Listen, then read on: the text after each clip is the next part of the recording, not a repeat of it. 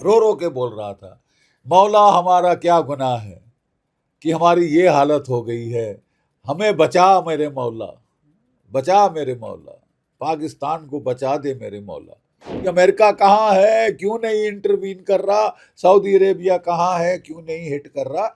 इनकी हालत पतली हो गई है, लेकिन कुत्ते की दुम है, स्टील की ट्यूब में भी डालो 10 साल बाद निकालो तो टेढ़ी निकलती है, ठीक है। और आसिम मुनीर साहब तो जानते हैं कि अगर एविडेंट हो गया कि मैं पिट गया हूं, मैंने पाकिस्तान को पिटवा दिया है।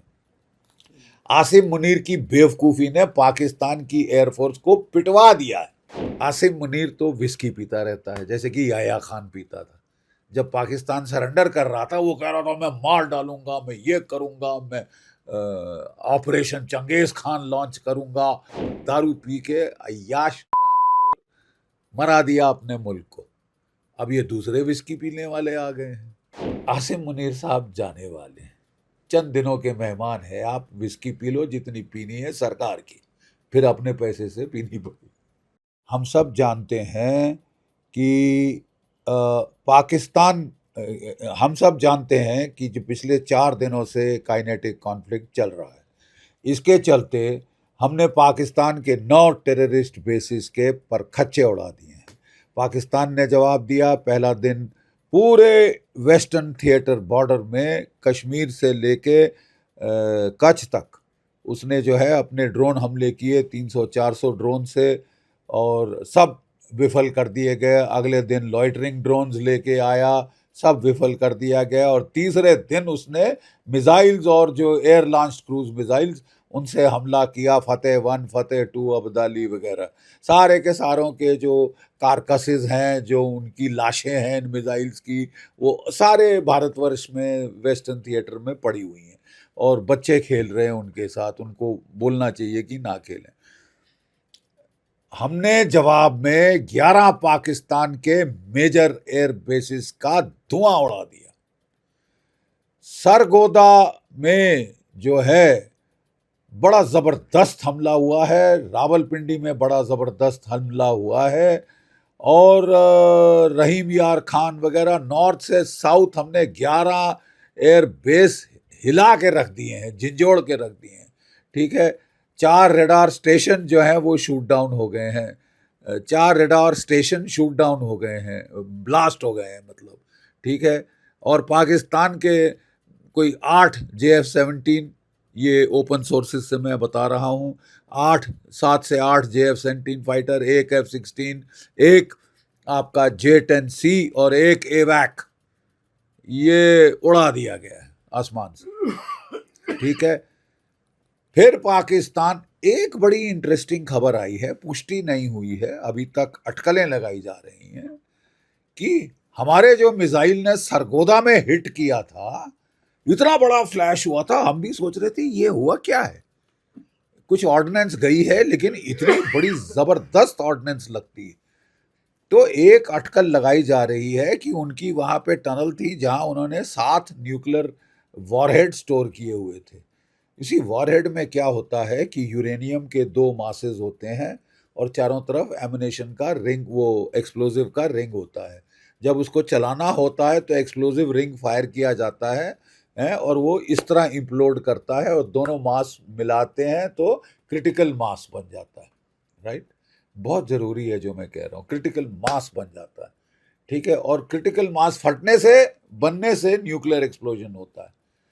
जब वो नहीं फायर किया होता है, ऐसे पड़ा होता है, तो उससे एक कुक ऑफ हो जाता है, उससे बड़ा ज़बरदस्त एक्सप्लोजन होता है जिसमें वो सारा जो यूरेनियम जो अलग अलग है वो फट जाता है और उसका जो जैसा वो फ्लैश निकला था वो निकला, वो ऐसा निकलता है।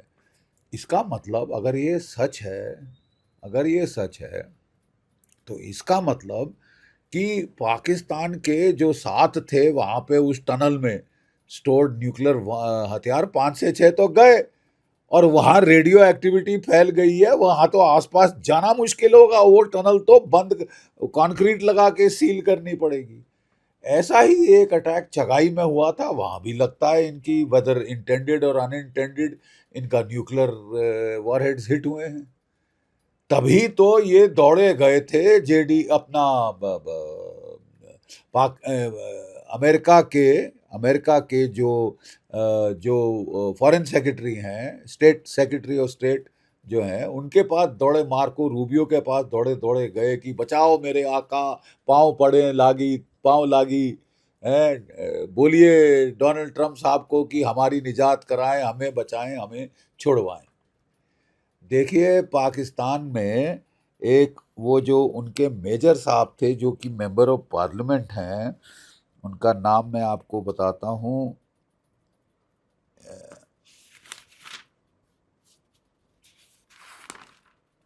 एनीवे एक मेजर साहब हैं जो कि मेंबर ऑफ पार्लियामेंट है, जो कि रो रो के बोल रहे थे। थोड़ी सी मुझे उनको देख के दया आ गई, बुढ़े आदमी को रो रो के बोल रहा था, मौला हमारा क्या गुनाह है कि हमारी ये हालत हो गई है, हमें बचा मेरे मौला, बचा मेरे मौला, पाकिस्तान को बचा दे मेरे मौला। है मतलब बत्ती बंद है यार। एक एयर मार्शल कहते हैं हम तो साहब हिल गए, हमारे पास कोई डिफेंस नहीं है, जो इंडियन मिसाइल फायर हो रहे हैं हमारे बेसिस के परखच्चे उड़ा रहे हैं, हमारे मिसाइल हिट नहीं कर पा रहे। साहब बड़ी मुसीबत है। अब बोलो कि अमेरिका कहाँ है, क्यों नहीं इंटरवीन कर रहा, सऊदी अरेबिया कहाँ है, क्यों नहीं हिट कर रहा। इनकी हालत पतली हो गई है, लेकिन कुत्ते की दुम है? स्टील की ट्यूब में भी डालो, 10 साल बाद निकालो तो टेढ़ी निकलती है। ठीक है। और आसिम मुनीर साहब तो जानते हैं कि अगर एविडेंट हो गया कि मैं पिट गया हूं, मैंने पाकिस्तान को पिटवा दिया है।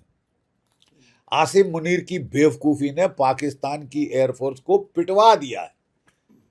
और देखिए जब मेजर कॉन्फ्लिक्ट होता है तो पहला फेज होता है गेनिंग एयर सुपीरियरिटी। जैसे ही आप एयर सुपीरियरिटी गेन कर लेते हैं, आसमान हमारा है, उसके बाद हमारी ग्राउंड फोर्सेस जाती हैं और हमारी नेवी जाती है।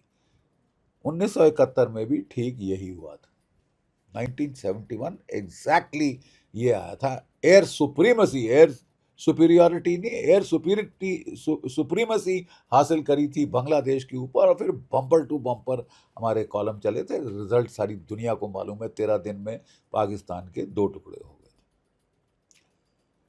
सो अभी जो है पाकिस्तान हिल चुका है, लेकिन कल हमको बड़ी हैरत हुई थोड़ी सी कि पिट गए हो, दुनिया से जाके रो रहे हो, गिड़गिड़ा रहे हो कि मेरे को छुड़ा दे मेरे आका, मेरे को बचा दे मेरे आका, और फिर आदेश देते हैं कि इनके जो पीआर डिपार्टमेंट्स हैं वो यूट्यूब पे वीडियोस डालती हैं कि जश्न मना रहे हैं पाकिस्तान वाले लंदन में और कहाँ कहाँ की, हम जीत गए, हम जीत गए। ओहो तुम जीत गए? फिर तो मियाँ अभी और पड़ेगी तुमको, जब तक जरा असलियत का तुमको अंदाज ना हो जाए। ठीक है ना। अपने लोगों को घुंटी मत पिलाओ कि हम जीत गए, हम जीत गए। तुम पिटे हो और बुरी तरह से पिटे हो, इसमें दो दो राह नहीं। ठीक है। लोग तुमको ऑफ रैम्प देने के लिए ज़्यादा तुम्हारे जख्मों में मिर्च नहीं लगाना चाहते, लेकिन इसका मतलब ये नहीं कि तुम दुनिया भर में डांस करना शुरू कर दो कि हम जीत गए, हम जीत गए। तो फिर असलियत, रियलिटी चेक आपको दे देना पड़ेगा। क्या हो रहा है पाकिस्तान में? आसिम मुनीर तो विस्की पीता रहता है जैसे कि याया खान पीता था। जब पाकिस्तान सरेंडर कर रहा था वो कह रहा था मैं मार डालूंगा, मैं ये करूंगा, मैं ऑपरेशन चंगेज खान लॉन्च करूंगा, और मैं यहाँ हूँगा वहाँ हूँगा। दारू पी के अय्याश मरा दिया अपने मुल्क को। अब ये दूसरे विस्की पीने वाले आ गए हैं, है? ये जो आसिम मुनीर है ये दूसरा विस्की जनरल है, जनरल विस्की, चचा विस्की बोलते हैं इसको वहाँ पे। इसके ऊपर दबाव डाला किसने? पुराने जो आर्मी चीफ्स रिटायर्ड, कौन? राहिल शरीफ, जनरल बाजवा, और बहुत सारे पुराने रिटायर्ड डीजी जो कि डीजी आईएसआई हैं, फैज़ हमीद वगैरह वगैरह, अंजुम शंजुम, इन सारों ने दबाव डाला कि मियाँ मर गए हैं, मरा देगा, छोड़ दे, पाइप डाउन, सिमर डाउन, बैठ जा चुपचाप। ठीक है, बैठ जा चुपचाप। वो बोल रहे हैं। वो बंदा जानता है कि साहब सांप पकड़ लिया ना, न छोड़ा जाता है ना हाथ हटाए तो पड़ेगी डंक। ये सांप पकड़ लिया है साहब, और वो भी दुम से, दुम से पकड़ा है सांप। उसको समझ नहीं आ रही कि जहां मैं करूं तो साहब मैं तो गया। जाने के चांसेस ब्राइट। क्यों ब्राइट है साहब, मैं थोड़ा सा बताता हूं, ये बहुत जरूरी है समझने के लिए। उनके जो चीफ ऑफ जनरल स्टाफ है जनरल जाहिर मिर्जा, ये नंबर 2 है। अगर ये जाता है ये आसिम मुनीर, तो वो चीफ बनेगा नेचुरली। उसको तो इच्छा है बड़ी प्रबल कि मैं चीफ बनूं, हट खाली कर बाजू हो, ठीक है। और वो बातचीत में है 3 कोर कमांडरों से, जो कि इसके बड़े बरखिलाफ हैं जनरल राहिल शरीफ के। ये है मुल्तान का कोर कमांडर जनरल हसन हयात, जनरल हसन हयात। ये है मुल्तान का कोर कमांडर लाहौर है लेफ्टिनेंट जनरल अयमान सफदर। और कोर कमांडर रावलपिंडी है सैयद राजा, लेफ्टिनेंट जनरल सैयद राजा। ये सारे बहुत सख्त नाराज हैं मियाँ मुल्ला आसिम मुनीर से, मैड मुल्ला मुनीर से। ये जाएगा तो इन लोगों की चांस प्रमोशन का आता है। और इनकी वजह से अब देखिए, हर कोर कमांडर के चमचे चांटे अपने होते हैं फौज में, मिडिल टायर में होते हैं। बहुत सारे फैज़ हमीद के चमचे थे जो भी चीफ बनने वाला था। चीफ की भी बड़ी तगड़ी पॉलिटिक्स होती है पाकिस्तान में, ठीक है। मुझे तो अंदेशा लग रहा है साहब कि आसिम मुनीर साहब जाने वाले हैं, चंद दिनों के मेहमान है। आप विस्की पी लो जितनी पीनी है सरकार की, फिर अपने पैसे से पीनी पड़ेगी। सर, इंडिया के एयर मार्शल A.K. भारती ने कहा है कि हम पूरी तरह से, हमारी पूरी तैयारियां थी और इनका हमारा जो टारगेट था वो पूरी तरह से वो था। अगर इसी वो बिल्कुल सही फरमा रहे हैं। हमारी एयरफोर्स ने शानदार परफॉर्मेंस करी है। और मेरे हिसाब से तो हमारा अगला मार्शल ऑफ द एयरफोर्स होना चाहिए air chief marshal AP Singh. बहुत शानदार काम किया है, बेहतरीन काम किया है हमारी एयरफोर्स ने। और बाकी नेवी को भी मौका मिलता, वो बेचारे मौका ढूंढ रहे थे कि साहब हमारे भी हाथ खोले जाएं तो हम टूट के पड़ जाएं भूखे भेड़ियों जैसे इनके ऊपर। और कराची की तो ईंट से ईंट बजा देनी थी उन लोगों ने। अभी भी मुझे उम्मीद है, मैंने उम्मीद नहीं हारी हमारे नेवी के लिए, ठीक है। और वो बिल्कुल सही कह रहे थे कि भाई अगला सेट ऑफ टारगेट्स था, economic targets, strategic targets, energy targets, वो सब हमारे रडार पे थे कि तुम नहीं बाज आओ तो तुमको बता देंगे, ठीक है। अभी मैं आपको फलसफा इसका सब चीज जो है वो बताऊं। देखिए साहब, operation Sindoor is not over. अभी जैसे हम बात कर रहे हैं वहां पे प्राइम मिनिस्टर साहब के घर में मीटिंग हो रही है। लोक कल्याण मार्ग, 7 लोक कल्याण मार्ग में हमारे रक्षा मंत्री, NSA, chief of defence staff, तीनों सर्विस चीफ्स वहां बैठे हुए और बड़े ध्यान से बात की जा रही है। 12 बजे DGMO की बातचीत होगी, 12 बजे दोनों DGMO की बातचीत होगी, जहां हम बता देंगे देखिए साहब, कश्मीर की बकवास भूल जाओ, POK देना है तो चुपचाप से दे दो। जो भी टॉप टेररिस्ट जो अभी भी जिंदा है तुम्हारे पास, जिनको कभी इस बिल में कभी उस बिल में छुपाते फिर रहे हो, वो हमारे को हैंड ओवर कर दो, हैंड ओवर चुपचाप से, ठीक है।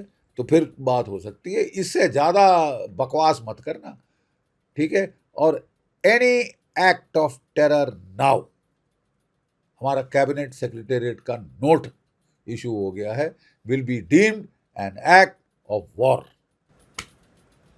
सर, आपने 71 का जंग में भी आप काफ़ी अच्छी भूमिका निभाई थी, उस समय भी आप वहाँ पहुँचे थे। अब एक कांग्रेस की तरफ से आवाज़ उठने लगी है कि इंदिरा होना आसान नहीं, कुछ पोस्टर वार भी आने लगे हैं। यार थोड़ा मेरा परामर्श है, जल्दबाजी ना करें। Is the war over? Are you sure? Are you sure? बस मैं इतना कहूँगा। अभी DGMO की मीटिंग में क्या इंडस वाटर TT को लेके क्या कुछ सामने आ सकता है? हो सकता है कि बोले भाई इसका ये एबेंस में है, इसको वापस ले लो। मेरे हिसाब से तो सीधा जवाब होगा कि FO।